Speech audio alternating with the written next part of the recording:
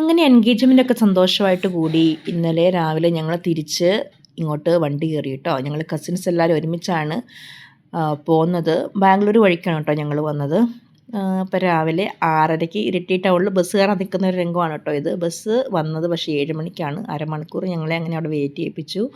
നിന്ന് പോസ്റ്ററായിട്ട് സത്യം പറഞ്ഞാൽ. അപ്പം വിചാരിച്ച് എവിടെയെങ്കിലും ഒരു മൂലയ്ക്ക് സീറ്റ് ഉറപ്പിക്കാമെന്ന് ബസ് വരുമ്പം കയറാമെന്ന് വിചാരിച്ച് ഞങ്ങളങ്ങനെ അവിടെ വർത്താനമൊക്കെ പറഞ്ഞ് മാനത്തോടൊക്കെ നോക്കി ഇങ്ങനെ ഇരുന്നു. അതും ഒരു രസമായിരുന്നു കേട്ടോ.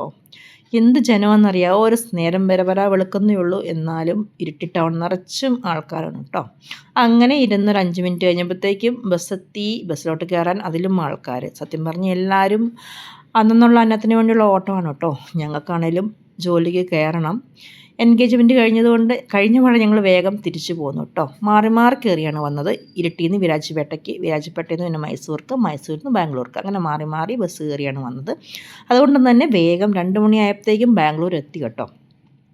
അതിൻ്റെ ഇടയ്ക്കൊന്ന് ബസ് നിർത്തിയിട്ടുണ്ടായിരുന്നു ചായ കുടിക്കാനായിട്ട്. ഞങ്ങൾ കഴിച്ചില്ല. വിരാജ്പേട്ട ഇറങ്ങിയിട്ട് ലാവിഷായിട്ട് വയർ നിറയെ കഴിക്കാമെന്ന് വിചാരിച്ച് അവിടെ നിന്നൊന്നും കഴിച്ചില്ല. അങ്ങനെ ഞാനും ആ കൂടെ ജസ്റ്റ് ഒന്ന് പുറത്തിറങ്ങി അങ്ങനെ ചായ കുടിക്കേണ്ടവരൊക്കെ കുടിച്ചു. ഞങ്ങൾ ജസ്റ്റ് അവിടെ നിന്നിട്ട് വീണ്ടും വണ്ടിയെ കയറി ബസ് വിട്ടു. ഇനി അങ്ങോട്ട് ചുരമാണ് കേട്ടോ.